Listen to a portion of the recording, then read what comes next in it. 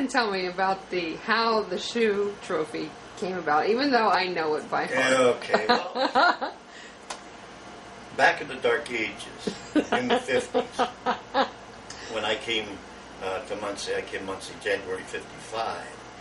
And a couple of years later, they made me athletic director. And what the athletic director did to save the school district money was take all the uniforms and the shoes and the equipment. Mm-hmm. And after the season was over, we would check it all and see what could be used and reconditioned and put it on a pile and send it to a company. It was Riddell at that time, as I recall. Send it to a company and have it reconditioned to save us money. Mm-hmm. And then consequently, we would think of what we had to buy new.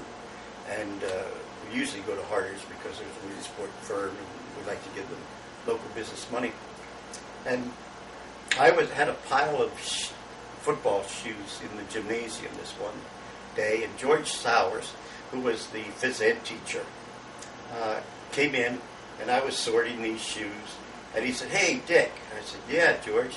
He said, "I was talking to Stan Schuyler, and he would like to have some kind of a trophy that you could have for the winning team between Muncy and Montgomery, because Montgomery is a fabulous opponent, and they were so great, and such great kids, and a great town, and the rivalry was really good, and they wanted something that would depict the concept that Muncy and Montgomery had against each other, like other schools had."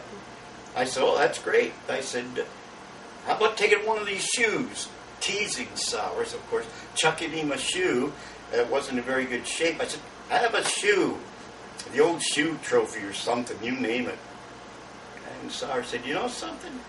That's a good idea." I said, "Yeah." He said, "I'll go talk to Schuyler, and if he agrees, I'll have it bronze." I said, "Where are you going to have it bronze?" He said, "Don't worry, I'll find it someplace, I don't know. And we'll make a trophy out of it." I said, "Great."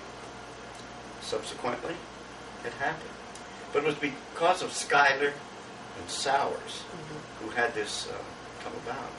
And the rivalry over that is really great. And the tradition is getting more and more involved and really interesting. Yes, it is. And Montgomery and Muncy, being the very small schools, playing in the West Branch against big schools like Montoursville, who had just beat us to a pulp. Yeah, it wasn't fair in that West Branch League at that time, but it's the only thing we had. But now, Muncy and Montgomery are playing in schools their own size, and they're having a lot of success, which is really fun. Yeah. So that's how it came about. That was in 1962. Yeah, about around there. About the same time as the pool. Approximately, yeah. Was. This is when George's fertile mind was starting to work, and he would have some really good ideas, and George and I really worked well together. Yeah, sounds like it. Yeah. Played well off of each other. Oh, yeah, we did. We bounced a lot of ideas back and forth that didn't work out, but most of them did. Yeah. What were some of the things that didn't work out? Well, I really can't remember. Since the gates are down, that red light's flashing and the train ain't coming. That's what happened. I can't remember those. Oh my goodness. Yeah. Well, why is there no shoe trophy between Muncy and Hughesville? I don't know.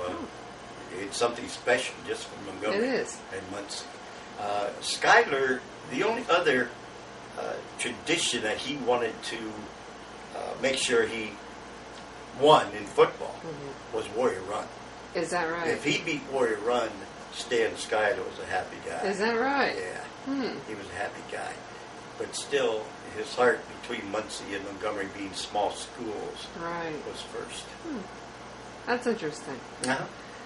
Interesting teachers, too. Oh, yeah.